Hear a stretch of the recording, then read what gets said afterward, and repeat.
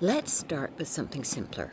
What was the other example he gave you? Let's pretend the sheep in that field are tigers. Very well, let's try that now. Now? Why not? As practice. With you? With little old me. No, really, it's impossible. Why? Well, quite apart from anything else, there aren't any sheep. True enough. All right. Then I'll tell you what we'll do. We'll take this a step at a time. We'll imagine the sheep first, and then imagine they're tigers later. But... Now, I'm sure even you can pretend that there are some sheep in these fields. It seems so silly. But imagine how pleased your boy will be. What's his name, by the way? Willard. His first name? Oh, yes, of course, Anthony. Well then, imagine how pleased Tony will be. Anthony. Anthony will be the next time he says, Daddy! Father. Father! Let's pretend, and you say, well, sure thing, kiddo. Let's have at it. I met the most dynamite gal on the train, and now I can pretend away with the best of them.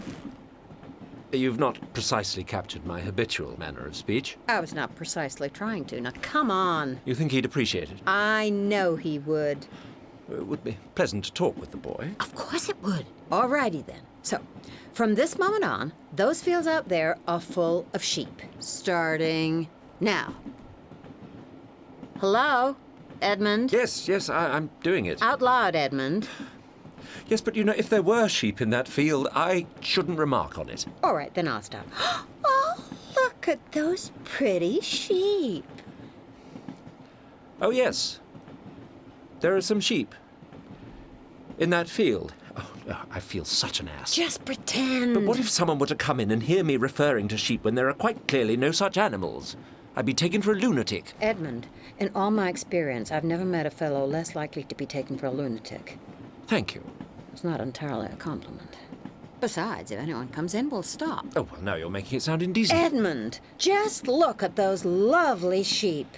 Yes.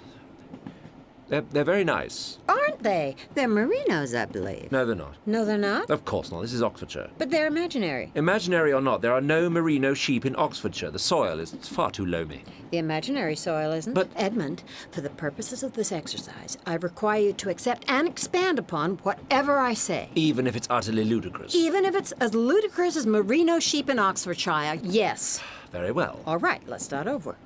Look, Edmund, there's some merino sheep. Oh, yes. So there are. How extraordinary. The farmer must be mad. And look. Still, it explains at least why we're talking about them. Utterly inexplicable. Oh, look. That one's got a lamb. A lamb? Yes, a lamb. Look, see? Yes.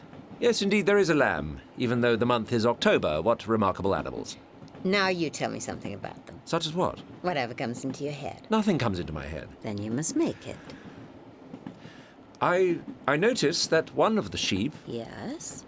...is a trifle larger than the others. Oh, yes, so she is. Do you think she's the leader? No, sheep are herd animals. They don't... I believe she's the leader. In fact, I've heard of her.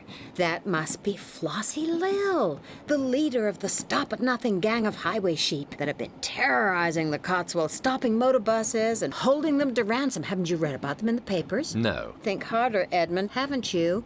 I'm sorry, this seems to have become a storybook for children. Yes, for a child, at least, a 7-year-old child. Yes, but...